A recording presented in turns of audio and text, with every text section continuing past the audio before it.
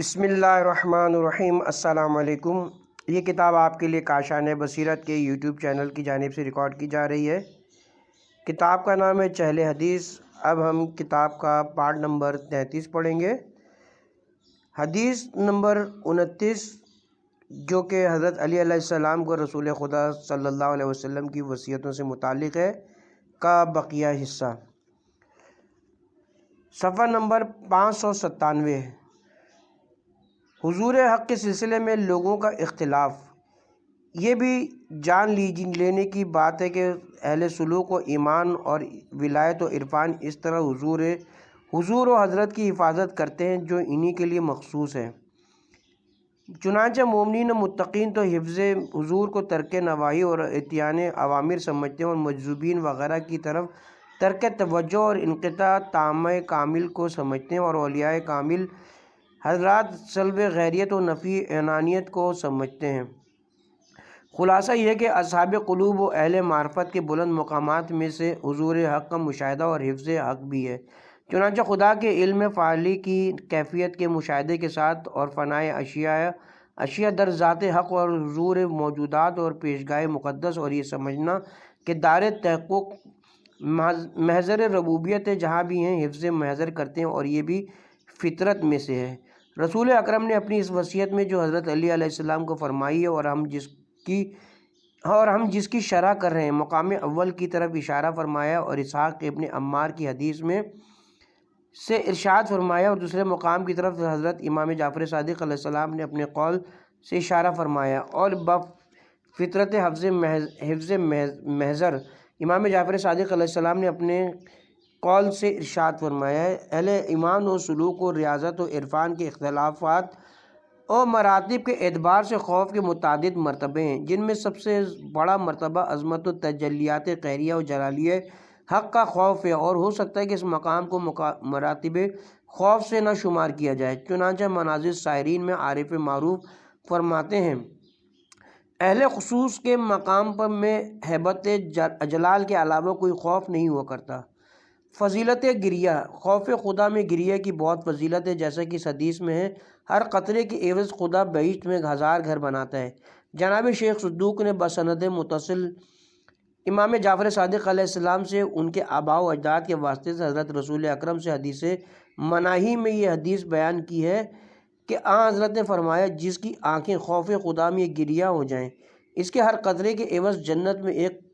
قصر موتیوں اور جواہر سے مزین ایسا ملتا ہے کہ نہ کسی آنکھ نے دیکھا ہوگا، نہ کسی کان نے سنا ہوگا، نہ کسی بشر کے دل میں اس کا تصور پیدا ہوا ہوگا۔ ثواب الاعمال میں ہے، امام محمد باقر علیہ السلام نے فرمایا، رسول خدا کا ارشاد ہے، خدا کے علاوہ ہر چیز کا معادل ہے، اور لا الہ الا اللہ کا بھی مقابلہ کسی چیز سے نہیں کیا جا سکتا، اور خوف خدا میں نکلنے والے آنسو کے لیے کوئی پیمانہ نہیں ہے، اور اگر آنسو کے قطرے رخسار پر جاری ہو جائیں تو پھر اس کے بعد اس کو کبھی ذلت اور رسوائی گلوگیر نہ ہوگی۔ حدیث میں ہے، جس انسان اور بہشت کے درمیان کثرت گناہ کی وجہ سے زمین و آسمان کے فاصلے سے زیادہ فاصلہ ہو جائے، اور وہ گناہوں سے پشیمان ہو کر خوف خدا سے گریہ و زاری کرے، تو اس کے اور بہشت کے درمیان اتنی قربت ہو جاتی ہے جتنی آنکھوں اور پلکوں کے درمیان ہوتی ہے۔ کافی میں حضرت صادق سے منقول ہے کہ ہر چیز کے لیے ایک وزن و پیمانہ ہے، مگر اس گریہ کے لیے کوئی پیمانہ نہیں ہے، جس کا ایک قطرہ آتش کے دریاؤں کو خشک کر دیتا ہے۔ حضرت ہی نے فرمایا، ایک امت کے اندر ایک ہی گریہ کرنے والا سبھی کے لیے باعث رحمت ہو جاتا ہے۔ نیز اس قسم کی احادیث بہت ہیں۔ چھوٹے عمل پر بڑا ثواب بعید نہیں ہے۔ جس بات کی طرف اشارہ لازم ہے وہ یہ ہے کہ بعض غیر مطمئن نفوس اور امور جزیہ پر ثواب جزیل دینے کے سلسلے میں اعتراض کرتے ہیں، حالانکہ وہ لوگ اس سے غافل ہیں کہ جو چیز ہماری نظر میں چھوٹی ہے وہ اس بات کی ہرگز دلیل نہیں کہ اس کی صورت غیبی و ملکوتی بھی حقیر و چھوٹی ہو، کیونکہ بہت سی چھوٹی موجودات کی باطن و ملکوت بہت ہی عظیم اور بزرگ ہوتے ہیں۔ مثلا ہیکل مقدس و صورت جسمانی رسول اکرم اس دنیا کی چھوٹی سی چیز تھی، ان کی روح مقدس ملک و ملکوت پر محیط تھی، اور زمین و آسمان کی تخلیق کا واسطہ تھی۔ کسی بھی چیز کے باطنی ملکوتی صورت کو دیکھ کر اس کی حقارت و چھوٹے ہونے کا حکم لگانا اشیاء کے عالم باوطن و ملکوت کے علم کا فرع ہے۔ ہم جیسے لوگوں کے لیے ایسا حکم کا حق نہیں پہنچتا۔ ہم تو علماء آخرت یعنی اولیاء و انبیاء کے احکام پر کھلی آنکھ کو کان سے عمل کرنا چاہیے۔ دوسرا جواب یہ کہ اس عالم کی بنا خدا کے فضل و کرم اور رحمت غیر متناہیہ پر رکھی گئی ہے، اور خدا کے فضل و کرم کی کوئی انتہا نہیں ہے۔ جواد الی الاطلاق اور غیر متناہی رحمتوں کے مالک کے فضل و کرم کو بعید سمجھنا نہایت نادانی ہے۔ تمام وہ نعمتیں جن کو خدا نے اپنے بندوں کو بخشا ہے اور جن کے جزیات کیا بلکہ کلیات کے حسد سے عقول عاجز و سرگرداں ہیں، یہ سب بغیر کسی سوال اور کسی استحقاق کے خدا نے مرمت فرمائی ہیں۔ اس لیے ان میں کون سا بود ہے کہ خدا کسی سابقہ کے بغیر محض اپنے فضل و کرم سے ان ثوابوں کا اضاف و مضاف اپنے بندوں کو مرمت فرما دے؟ کیا جس عالم کی بنیاد نفوذ ارادہ انسانی پر رکھی گئی ہو اور جس کے بارے میں کہا گیا ہو کہ اس عالم میں تمام وہ چیزیں ہیں جن کی خواہش نفسوں کو ہوتی ہے اور جن سے آنکھوں کو لذت ملتی ہے، حالانکہ انسانی خواہشات کی نہ کوئی حد مقرر ہے اور نہ کوئی مقدار معین ہے؟ کیا اس کے بارے میں اس قسم کے استنباط جائز ہیں؟ خدا نے اس عالم کو اس طرح مقرر فرمایا اور ارادہ انسانی کو اس طرح قرار دیا کہ ارادہ کرنے سے جو بھی چاہے وہ شے ہو جاتی ہے۔ میرے عزیز، اس قسم کے ثواب کے بارے میں 1، 2 یا 10، 20 حدیثیں نہیں ہیں کہ انسان ان کا انکار کر دے، بلکہ وہ تو حد تواتر سے بھی زیادہ ہیں۔ احادیث کی تمام معتمد اور معتبر کتابیں اس قسم کی حدیثوں سے بھری پڑی ہیں۔ بس یوں سمجھیے کہ گویا ہم نے خود ہی اپنے کانوں سے معصومین سے سنا ہے، اس میں کسی طرح کی تعویل بھی نہیں ہے۔ لہٰذا اس مطلب کو جو نصوص متواترہ کے مطابق ہے اور برہان کے مخالف بھی نہیں ہے، بلکہ ایک قسم کے برہان کے بھی مطابق ہے، بلا وجہ انکار کرنا ضعف ایمان اور کمال جہالت کی دلیل ہے۔ انسان کو چاہیے کہ انبیاء اور اولیاء کے فرمان کے سامنے سر تسلیم خم کر دے۔ کمال انسانی کے لیے کوئی بھی چیز اولیاء کے سامنے تسلیم ہونے سے بہتر نہیں ہے، خصوصاً ان امور میں جہاں عقل کے لیے انکشاف کا کوئی راستہ نہ ہو اور وحی اور رسالت کے علاوہ کسی اور ذریعے سے اس کے سمجھنے کا امکان نہ ہو۔ اور اگر انسان اپنی معمولی عقل اور اوہام و ظنون کو امور غیبیہ و اخرویہ اور تعبیدیہ شرعیہ میں دخل دینے لگے تو اس کا انجام ضروریات و مسلمات کے انکار پر پہنچے گا، اور پھر تھوڑا تھوڑا کر کے کمی سے زیادتی کی طرف اور نیچے سے اوپر کی طرف تمام ہوگا۔ بالفرض آپ کو روایت اور ان کے اسناد میں خدشہ و انکار مجال تو ہے ہی نہیں، مگر قرآن مجید کتاب آسمانی میں تو کوئی خدشہ نہیں ہے، اس میں بھی اس قسم کے ثواب کا ذکر ہے۔ جو لوگ اپنے مال کو راہ خدا میں خرچ کرتے ہیں، ان کے خرچ کی مثال اس دانے کی سی ہے جس کی 7 بالیاں نکلیں اور ہر بالی میں 100 دانے ہوں، اور خدا جس کے لیے چاہتا ہے دگنا کر دیتا ہے۔ بلکہ لکھنے والے کا گمان ہے اس قسم کے انکار اور استبعاد کا ایک پایہ تکبر اور گستاخ اعمال کو بزرگ شمار کرنے پر ہے۔ مثلاً اگر ایک روزہ رکھ لے یا ایک شب بھر عبادت کرے اور اس کے بعد سنے کہ اس کا تو بہت ثواب ہے تو بعید نہیں سمجھے گا، حالانکہ اگر معیار عمل کی مزدوری ہوتی تو بہرحال استبعاد ہوتا، لیکن چونکہ یہ عمل اس نے خود اپنے عمل کو بزرگ سمجھا ہے اور اس کو قابل تعجب سمجھا ہے، لہٰذا اس کے ثواب کی تصدیق کی ہے۔ اے عزیز، ہماری تمام عمر 50-60 سال کی ہے، فرض کر لو ہم نے پوری عمر صحیح ایمان کے ساتھ تمام شرعی و وظائف، عمل صالح اور توبہ کے ساتھ عمر گزار کر انتقال کیا، اب ہمارے اتنے اعمال و ایمان کی کیا جزا ہوگی؟ کتاب و سنت و تمام ملتوں کا اس پر اجماع ہے کہ ایسا شخص مورود رحمت اور مستحق جنت ہے، ایسی جنت جہاں ہمیشہ نعمت و راحت میں رہے گا اور دائمی رحمت و روح اور ریحان کا مستحق ہوگا۔ کیا کوئی اس کا انکار کر سکتا ہے؟ نہیں، حالانکہ جزا کا معیار عمل کے مطابق ہوتا ہے تو بفرض باطل اگر ہمارے اعمال کی کوئی جزا ہوتی تو اتنی بہرحال نہ ہوتی کہ عقل اس کی کمیت و کیفیت کے تصور سے عاجز ہوتی، لہٰذا ماننا پڑے گا مطلب کسی اور بنیاد پر قائم ہے اور دوسرے کسی پہیے پر وہ گھومتا ہے، لہٰذا اب کوئی استبداد نہیں رہا اور نہ انکار کا کوئی راستہ باقی ہے۔ چوتھی فصل، نوافل کی تعداد۔ رسول خدا نے جو فرمایا ہے 50 رکعت نماز میری سنت کے مطابق ہے، اس سے مقصود تمام روز کی پنجگانہ نمازیں ان کی نوافل ہیں سوائے نماز وتیرہ کے جو نماز عشاء کے بعد بیٹھ کر پڑھی جاتی ہے اور ایک رکعت شمار ہوتی ہے کہ اس کو ملا کر واجبی نمازوں اور نوافل کی تعداد روزانہ کی 51 رکعت ہو جاتی ہے۔ اور ہو سکتا ہے کہ رسول خدا نے اس کا ذکر اس لیے چھوڑ دیا ہو کہ باقی پنجہ رکعتیں سنت موقدہ ہیں، جیسا کہ ابن عمیر کی روایت اس مطلب پر دلالت کرتی ہے۔ وہ کہتے ہیں میں نے امام جعفر صادق علیہ السلام سے سنتی نمازوں میں سب سے افضل کو پوچھا تو فرمایا پوری 50 رکعتیں، اور بعض روایت سے پتہ چلتا ہے کہ خود رسول خدا کی بھی سیرت انہی 50 رکعتوں کی تھی۔ اگرچہ بعض دوسری روایات سے معلوم ہوتا ہے کہ حضرت عشاء کے بعد والی 2 رکعتیں کو پڑھا کرتے تھے، اور ہو سکتا ہے کہ اس کا ذکر نہ کرنا اور 50 ہی رکعت کا سنت ہونا اس وجہ سے ہو کہ نماز وتر کے بدلے میں ہوتی ہیں، خود مستقل کوئی نماز نہیں ہے۔ چنانچہ فضیل بن یسار کی روایت اس پر دلالت کرتی ہے، اور روایت میں اس کا نام وتر بتایا گیا ہے۔ اور بعض روایات میں کہ اگر کوئی اتما پڑھ کر مر جائے تو گویا وہ وتر پڑھ کر مرا ہے۔ پس در حقیقت یہ 2 رکعت نماز وتر ہے جو حادثہ موت کے خوف سے اپنے وقت سے پہلے پڑھی جاتی ہے، لیکن اگر وتر کا وقت آ گیا تو یہ وتر سے کفایت نہیں کرے گی۔ اور بعض روایات میں ہے یہ دونوں رکعتیں پنجگانہ نمازوں میں نہیں ہیں، ان کو تو محض اس لیے اضافہ کر دیا گیا ہے تاکہ عدد مکمل ہو جائے اور ہر 2 رکعت نافلہ 1 رکعت واجب کے مقابلے میں پڑھی جائے۔ ان حدیثوں میں مدلول کے اعتبار سے اختلاف نہیں ہے، بلکہ ممکن ہے افضل شے وہی 50 رکعت ہو اور یہ 2 رکعتیں سنت غیر موقدہ ہو، اس کو بطور احتیاط حادثہ موت اور تکمیل عدد کے لیے قرار دیا گیا ہو۔ بہرحال نوافل یومیہ کی بہت فضیلت آئی ہے، بلکہ بعض روایات میں ترک نوافل کو معصیت قرار دیا گیا، اور بعض میں ہے خداوند عالم ترک سنت پر عذاب کرے گا، اور بعض روایات میں اس کی تعبیر وجوب سے بھی کی گئی ہے اور یہ صرف تاکید کے لیے اور اس کے ترک سے ممانعت کے لیے ہے۔ ایسے انسان کے لیے سزاوار ہے کہ حتی الامکان نوافل کو ترک نہ کرے، اس لیے کہ ان کے جال کی وجہ تکمیل فرائض اور ان کی قبولیت کے لیے ہے۔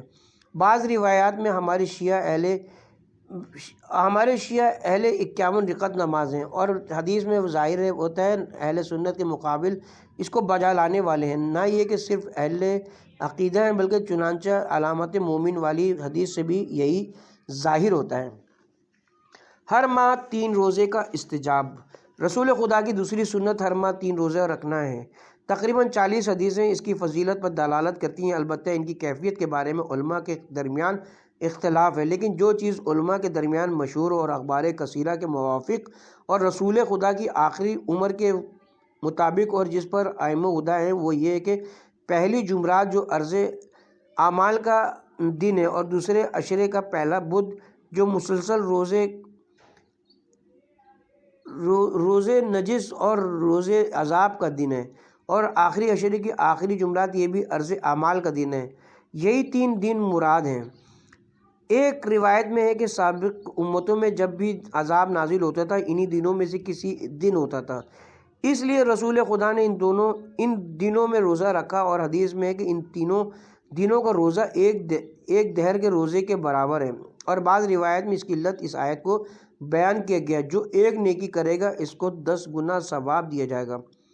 اور جو بعض روایتوں میں اس ترتیب کے خلاف آیا ہے وہ مراتب فضل پر محمول ہے۔ کوئی تعارض نہیں، اور کوئی بالفرض تعارض ہو بھی تو متعدد جہات سے انہی روایت کو رجحان ہے، بلکہ یہ کہا جا سکتا ہے کہ ان روایت اور مخالف روایتوں کا تعارض نص و ظاہر یا اظہر و ظاہر کا تعارض ہے، اور مرسلہ صدوق جس میں ہے اگر آخری عشرے میں 2 جمعراتیں پڑ جائیں تو پہلی ہی جمعرات کو روزہ رکھ لو، اس لیے کہ ہو سکتا ہے کہ دوسری جمعرات تم کو نصیب نہ ہو سکے گی۔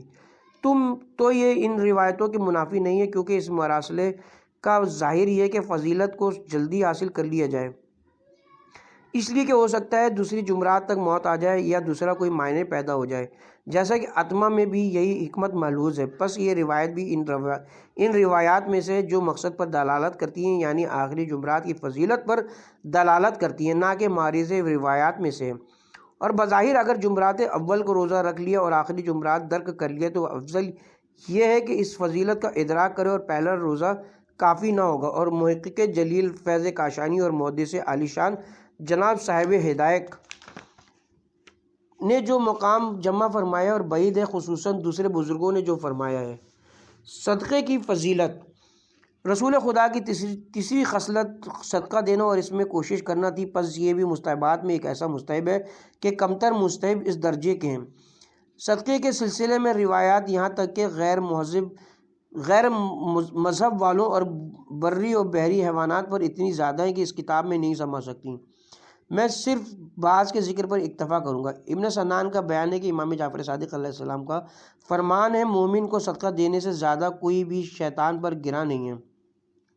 اور صدقہ بندے کے ہاتھ میں پہنچنے سے پہلے خدا کے ہاتھ میں پہنچتا ہے۔ امام جعفر صادق علیہ السلام نے فرمایا، خدا نے کوئی بھی چیز ایسی نہیں خلق فرمائی جس کے لیے نگہبان نہ رکھا ہو کہ اس کی حفاظت کرے، سوائے صدقے کی کہ خدا خود اس کی حفاظت کرتا ہے۔ میرے والد ماجد جب صدقہ دیتے تھے تو سائل کے ہاتھ میں رکھ کر اٹھا لیتے تھے، پھر اس کو چوم کر اور سونگ کر سائل کو واپس کر دیتے تھے۔ اسی مضمون کی چند اور حدیثیں بھی ہیں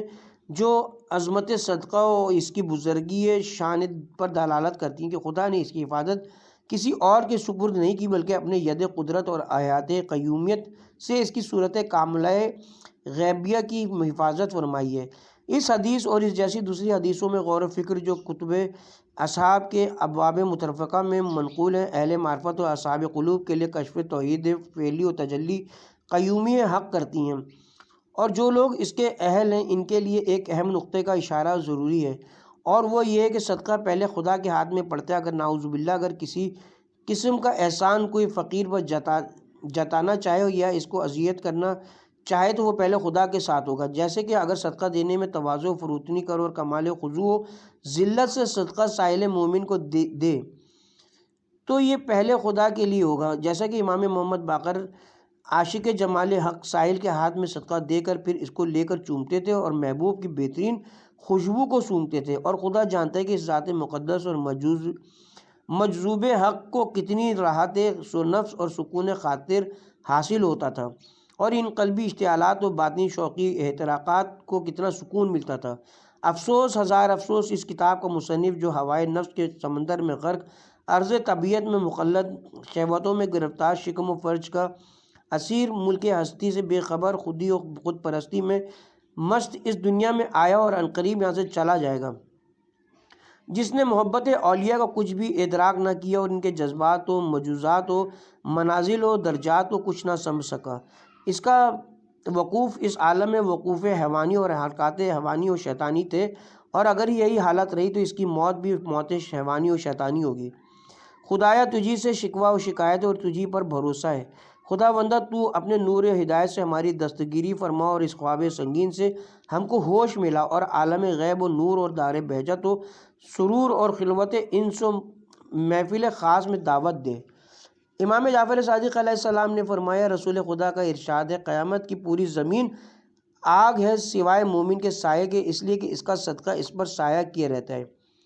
روایت میں ہے، خدا صدقے کی اسی طرح تربیت کرتا ہے جس طرح تم لوگ اونٹ کے بچے کی تربیت کرتے ہو۔ اگر تم آدھی کھجور صدقے میں دو تو خدا اس کی تربیت کر کے قیامت کے دن تم کو کوہ احد یا اس سے بھی بڑی صورت میں دے گا۔ اس قسم کی حدیثیں بہت ہیں، بہت سی حدیثوں میں آیا کہ صدقے سے درج ذیل فوائد حاصل ہوتے ہیں۔ نمبر 1، انسان بری موت سے بچتا ہے۔ نمبر 2، صدقے سے روزی زیادہ ہوتی ہے۔ نمبر 3، قرض ادا ہو جاتا ہے۔ نمبر 4، عمر میں اضافہ ہوتا ہے اور 70 قسم کی بری موتوں سے بچاتا ہے۔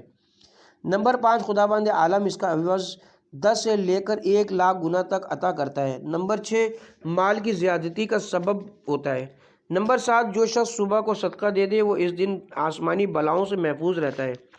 اگر وہ پہلی رات کو صدقہ دے دے وہ اس رات آسمانی بلاؤں سے محفوظ رہتا ہے۔ نمبر 8، مریضوں کا علاج صدقے سے ہوتا ہے، اور اگر کوئی ایک مسلمان گھرانے کی کفالت کرے، ان کے کھانے کا انتظام کرے، کپڑے پہنائے، ان کی عزت و آبرو بچائے تو یہ 70 حج سے زیادہ محبوب ہے، جبکہ ایک حج 70 غلاموں کے آزاد کرنے سے بہتر ہوتا ہے۔ اور اسی کے ساتھ یہ بھی سمجھ لیجئے کہ غلام آزاد کرنے کے سلسلے میں وارد ہوا ہے کہ جو شخص غلام آزاد کرے خداوند عالم غلام کے ہر عضو کے مقابلے میں اس کے ہر عضو کو آتش جہنم سے آزاد کرے گا۔ حضرت علی علیہ السلام نے اپنے قدیمین سے 1000 غلام آزاد فرمائے تھے۔ اس کے علاوہ بھی حدیثیں، مگر اس کا ذکر موجب طویل ہوگا۔ دوسرے نقطے کا بیان، میں اس مقام کو ایک قابل ذکر نقطے کے ساتھ ختم کرتا ہوں، اور وہ یہ کہ آیت میں ہے یعنی تم ہرگز نیکی حاصل نہیں کر سکتے جب تک اپنی محبوب چیز کو رائے خدا میں خرچ نہ کر دو۔ اور حدیث میں امام جعفر صادق علیہ السلام شکر کو صدقے میں دیا کرتے تھے۔ لوگوں نے پوچھا آخر آپ شکر کیوں صدقے میں دیتے ہیں؟ فرمایا میں ہر چیز سے زیادہ شکر کو، حدیث میں ہے امام جعفر صادق علیہ السلام شکر کو صدقے میں دیا کرتے تھے، یعنی لوگوں نے پوچھا آخر آپ شکر کیوں صدقے میں دیتے ہیں؟ فرمایا میں ہر چیز سے زیادہ شکر کو دوست رکھتا ہوں اور چاہتا ہوں جو چیز میرے نزدیک محبوب ترین ہو اسی کو صدقے میں دے دوں۔ ایک اور حدیث میں حضرت علی علیہ السلام نے ایک لباس خریدا، وہ آپ کو بہت پسند آیا، آپ نے صدقہ کر دیا اور فرمایا میں نے رسول خدا کو یہ فرماتے ہوئے سنا ہے جو شخص غیر کو اپنے اوپر مقدم کرے خدا قیامت کے دن اس کے لیے بہشت کو اختیار کرتا ہے، اور جو شخص کسی چیز کو دوست رکھتا ہو اور پھر اس کو خدا کے لیے قرار دے دے تو قیامت کے دن کہے گا لوگ نیکی کا بدلہ ایک دوسرے کو نیکی سے دیتے ہیں اور میں آج تیری جزا جنت قرار دوں گا۔ روایت میں کہ جب یہ آیت نازل ہوئی تو رسول خدا کے ایک صحابی کے پاس ایک باغ تھا جس کو وہ بہت دوست رکھتا تھا، لہٰذا اس نے اس باغ کو اپنے رشتہ داروں میں تقسیم کر دیا۔ رسول خدا نے فرمایا خوشا بحال تیرا، خوشا کمال تیرا کہ یہ تیرے حق میں بہت ہی مفید ہے۔ ایک مرتبہ ابو ذر کے پاس مہمان آیا، ابو ذر نے کہا مجھے کام ہے تم جاؤ جو اونٹ سب سے عمدہ ہو اسے میرے اونٹوں میں سے لے آؤ۔ مہمان گیا لاغر اونٹ لایا۔ ابو ذر نے کہا تو نے میرے ساتھ خیانت کی۔ اس نے کہا بہترین اونٹ تو نر اونٹ تھا مگر میں نے سوچا آپ کو اس کی ضرورت ہو سکتی ہے اس لیے اس کو نہیں لایا۔ ابو ذر نے کہا میرے لیے ضرورت تو اس وقت ہوگی جب مجھے قبر میں رکھا جائے گا، اور خدا کا حکم ہے تم نیکی تک اس وقت تک نہیں پہنچو گے جب تک اپنی پسندیدہ چیز رائے خدا میں نہ دے دو۔ اس کے بعد ابو ذر نے کہا مال کے 3 حصے دار ہیں۔ نمبر 1 قدر ہے جس کے لیے اچھے یا برے ہونے کی کوئی قید نہیں، وہ سبھی کو ہلاک کر دیتی ہے۔ نمبر 2 وارث ہے جو موت کا منتظر ہوتا ہے۔ نمبر 3 تیسرا تو ہے، لہٰذا اگر تم چاہتے ہو کہ ان سب سے کمزور تر نہ ہو تو ایسا ہی کرو۔ ارشاد خدا ہے میرے اموال میں یہ اونٹ سب سے بہتر مجھے محبوب تھا، اس لیے مجھے سب سے زیادہ یہ بات پسند آئی تھی کہ اس کو اپنے لیے بھیج دوں۔ صدقے کا راز یہ معلوم ہونا چاہیے کہ انسان مال و منال اور زیبائش دنیا کی محبت کے ساتھ بزرگ ہوا ہے، اور یہ بات اس کے دل کی گہرائیوں میں جڑ پکڑ چکی ہے، اور زیادہ تر اخلاقی و اعمال بلکہ دینی مفاسد کا ذریعہ یہی ہے، جیسا کہ بہت سی حدیثوں میں بھی وارد ہوا ہے، اور ہم نے بھی بعض حدیثوں کی شرح کرتے ہوئے اس کی طرف اشارہ کیا ہے۔ لہٰذا اگر انسان صدقات اور اثارے بر نفس کے ذریعے اس محبت مال کو ختم کر سکے یا کم کر سکے تو مادہ فساد اور برائیوں کی جڑ کو گویا اس نے کاٹ دیا، اور حصول معرف اور انقطاع عالم غیب و ملکوت اور حصول ملکات فاضلہ و اخلاق کاملہ کا دروازہ اپنے لیے کھول لیا۔ اور یہ مالی انفاق واجب و مستحب کے سلسلے میں ایک نقطہ ہے، مستحبات میں یہ نقطہ زیادہ کامل ہے جیسا کہ واضح ہے۔ بس اس باب کے مجموعے اخبار و آثار سے پتہ چل گیا کہ صدقہ دنیاوی اور اخروی فضائل کا جامع ہے، اور دینے کے وقت سے انسان کے ہمراہ ہے اور بلا و مصیبت کو دور کرتا ہے، اور انسان کو آخری وقت تک یعنی بہشت تک اور جوار حق تک پہنچانے میں مددگار رہتا ہے۔ تتمہ یہ بھی جان لینا چاہیے کہ صدقہ پوشیدہ و باطن میں ظاہر سے افضل ہے، چنانچہ کافی میں ہے امام جعفر صادق علیہ السلام نے فرمایا اے عمار خدا کی قسم پوشیدہ طور سے صدقہ دینا اعلانیہ طور سے دینے سے افضل ہے، اسی طرح خدا کی قسم پوشیدہ طور سے خدا کی عبادت کرنا اعلانیہ طور سے کرنے سے بہتر ہے۔ بہت سی حدیثوں میں وارد ہے کہ پناہ طور سے صدقہ دینا غضب پروردگار کو خاموش کر دیتا ہے۔ ایک حدیث میں 7 گروہ ایسے ہیں جن کو خدا اپنی پناہ میں اس دن محفوظ رکھتا ہے جس دن اس کے علاوہ کسی کی پناہ نہیں ہوتی۔ ایک ان میں سے پوشیدہ طور سے اس طرح صدقہ دینا ہے کہ اگر بائیں ہاتھ سے دے تو دائیں ہاتھ کو خبر نہ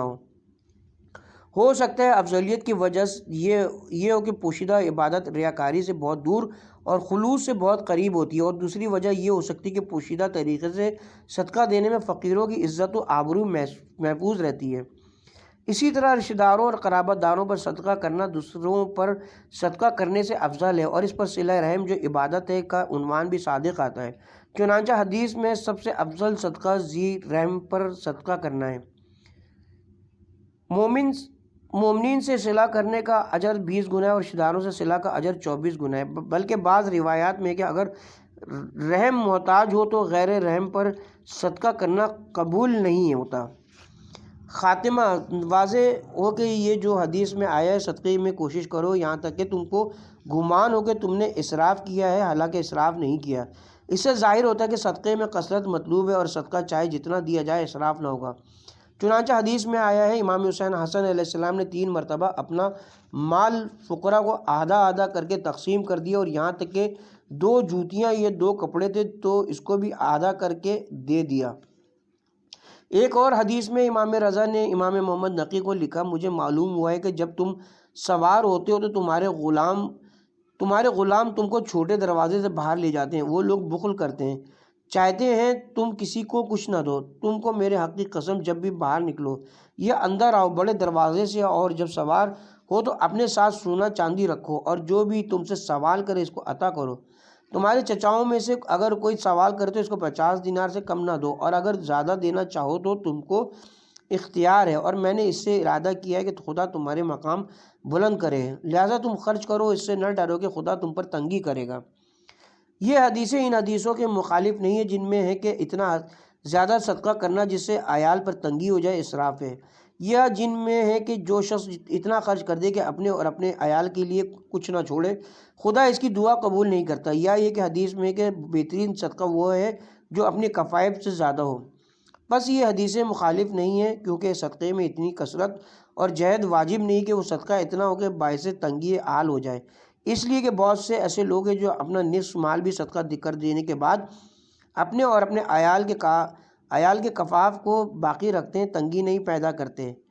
یعنی ایسا نہیں ہوتا کہ ضیق معاش و سختی میں مبتلا ہو جائیں۔ نماز شب کی فضیلت، اس حدیث شریف میں نماز شب اور نماز ظہر کی ادائیگی کی بہت تاکید آئی ہے۔ نماز شب کے لیے تو میں نے پہلے بھی بعض حدیث کی شرح کرتے ہوئے بیان کیا، یہاں پر میں تبرکاً بعض حدیثوں کے ذکر پر اکتفا کروں گا۔ وسائل میں کافی کے حوالے سے امام جعفر صادق علیہ السلام کا یہ قول نقل ہے کہ مومن کا شرف نماز شب پڑھنے میں اور اس کی عزت لوگوں کی آبرو بچانے میں۔ ایک دوسری حدیث میں امام جعفر صادق علیہ السلام کا یہ قول نقل کیا گیا کہ حضرت رسول خدا نے جبرائیل سے فرمایا مجھے کچھ معاوضہ کرو۔ جبرائیل نے کہا اے محمد چاہے جتنی زندگی حاصل کر لو، ایک دن بہرحال مرنا ہے، جس کو چاہے دوست رکھو مگر اس سے کسی نہ کسی دن جدا ہونا ہے، جو جی چاہے عمل کرو، ایک نہ ایک دن اس سے ملاقات کرنی ہے، اور یہ جان لو کہ مومن کا شرف نماز شب ہے اور اس کی عزت لوگوں کی آبرو کی حفاظت ہے۔ امام جعفر صادق علیہ السلام نے فرمایا مال اور اولاد زندگانی دنیا کی زینت ہے، اور آخری شب میں 8 رکعت نماز وتر کے ساتھ آخرت کی زینت ہے، اور کبھی خدا کسی گروہ کے لیے دونوں کو اکٹھا کر دیتا ہے۔ شیخ مفید نے نقل کیا کہ رسول خدا نے فرمایا جب کوئی بندہ اپنی بہترین نیند سے خدا کی خوشنودی کی خاطر نماز شب کے لیے اونگتے ہوئے اٹھتا ہے تو اس کی وجہ سے خدا ملائکہ پر فخر کرتا ہے اور فرماتا ہے گواہ رہنا میں نے اس کو بخش دیا۔ اس قسم کی حدیثیں نماز شب کی فضیلت میں بہت ہیں، ان کے ذکر کی گنجائش اس مختصر کسی کتاب میں نہیں ہے۔ صلاۃ وسطی کا بیان اور نماز زوال جس کی رسول خدا نے بہت تاکید کی ہے، اس سے مراد نماز ظہر کے نوافل ہے۔ چنانچہ دوسری روایت میں اس کی تصریح موجود ہے، اور نوافل کی تاکید یا اس وجہ سے ہے کہ خود ان میں خصوصیت و اہمیت ہے، اور یا پھر اس وجہ سے کہ نماز وسطیٰ کے متعلقات میں سے اور اس کی قبولیت و تمامیت کا سبب ہے، اور یہ بھی ممکن ہے کہ اس حدیث میں خود نماز ظہر مراد ہو کیونکہ وہی نماز وسطیٰ ہے، اس لیے کہ نماز یومیہ کے وسط میں ہے، صبح اور عصر کے بیچ میں، اور خداوند عالم نے آیت شریفہ تم تمام نمازوں کی اور خصوصاً بیچ والی نماز صبح یا ظہر یا عصر کی پابندی کرو، میں خصوصی طور سے اس کی حفاظت اور اس کو قائم کرنے کا حکم دیا ہے۔ فقہاء کے درمیان مشہور حضرت صلاۃ وسطیٰ سے مراد نماز ظہر ہے جس کی دیگر نمازوں کے درمیان مزید خصوصیت حاصل ہے، اور یہی ظہر وہ پہلی نماز ہے جس کو خدا نے جبرائیل کے ذریعے حضرت آدم پر اتارا تھا، اور رسول خدا کے اس فرمان سے ظاہر ہوتا ہے کہ آپ کی مراد نوافل اور اس کے وقت و حدود کی حفاظت ہے، صرف اصل نماز کے پڑھنے کا حکم نہیں ہے، جیسے کہ نمازوں کی محافظت اور خصوصاً نماز ظہر کی حفاظت کے لیے بھی یہی بات سمجھ میں آتی ہے۔ چنانچہ اہل بیت کے روایات میں نمازوں کے اوقات کی حفاظت اور اوقات فضیلت میں ادا کرنے کی بہت زیادہ تاکید آئی ہے، بلکہ کبھی تو بغیر کسی عذر کے وقت فضیلت پر نہ پڑھنے کو تضییق اور تہاون سستی سے تعبیر کیا گیا ہے، خصوصاً جب آدمی مسلسل اسی طرح پڑھتا ہو۔ اس لیے کہ سبھی کو معلوم ہے جو شخص کسی چیز کو اہمیت دیتا ہے تو ہر طریقے سے اس کو جلدی اور عمدہ طریقے سے انجام دیتا ہے،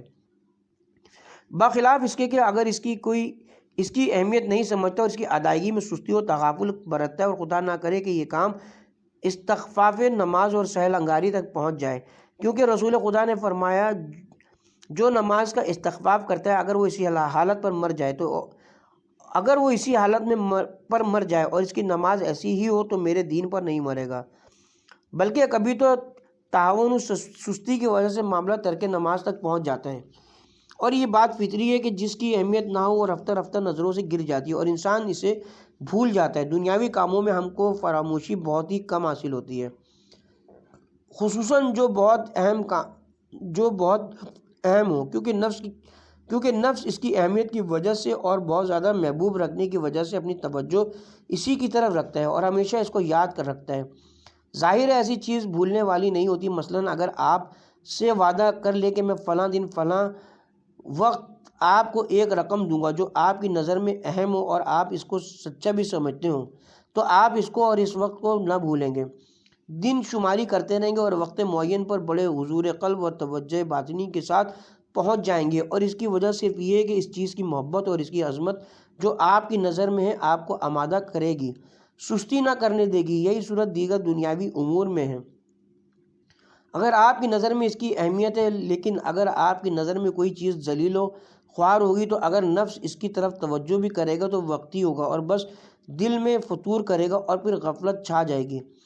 اسی سے پتہ چلتا ہے کہ دینی امور میں ہماری سستی کیوں ہے۔ اس کی وجہ یہ ہے کہ ہم غیب پر ایمان نہیں رکھتے، یقین و ایمان کا پایہ سست ہے، خدا اور انبیاء کے وعدوں کو دل سے قبول نہیں کیا۔ ہماری نظر میں تمام اوضاع الہی اور شرائع دینی پست و سست ہے، اور یہی سستی رفتہ رفتہ تغافل آور ہے اور یا اسی عالم میں ہم پر غفلت لانے والی ہے اور ظاہری دین سے بھی خارج کرنے والی ہے، یا موت کی شدت و سختی میں غفلت کلی پیدا کرنے والی ہے۔ یہ پنجگانہ نمازیں جو دین کا ستون اور ایمان کا محکم پایہ ہیں، ایمان باللہ کے بعد اسلام میں اتنی اہمیت کسی اور چیز کو حاصل نہیں ہے، اور اس بات کی تو توجیہات نوریہ باطنیہ اور سور غیبیہ ملکوتیہ کے بعد خدا اور خاصان الہی کے علاوہ کسی کو نہیں معلوم۔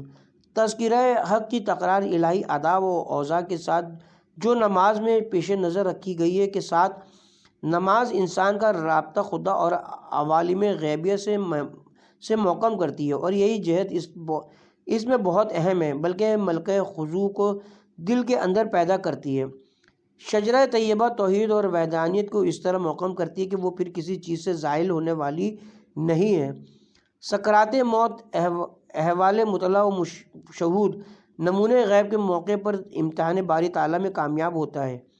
دین مستقر اور محفوظ رہتا ہے، مستعود اور زائل ہونے والا اور تھوڑے سے فشار سے نسیان آور ہونے والا نہیں ہوتا۔ لہٰذا اے عزیز، خبردار پھر خبردار، خدا دنیا و آخرت میں تمہارا مددگار ہے۔ دینی معاملات میں خصوصاً نماز کے بارے میں سستی نہ کرنا اور ان کو کمزور نہ سمجھنا۔ خدا جانتا ہے کہ انبیاء و اولیاء و ائمہ ہدیٰ نے بندگان خدا پر انتہا سے زیادہ شفقت کی ہے۔ انتہا سے زیادہ کی شفقت کی بنا پر نماز کے لیے اتنی ترغیب و تقدیر فرمائی کہ انتہا نہیں ہے، حالانکہ ہمارے ایمان سے ان کو کوئی فائدہ پہنچے گا اور نہ ہمارے ایمان سے ان کو کوئی سود حاصل ہوگا۔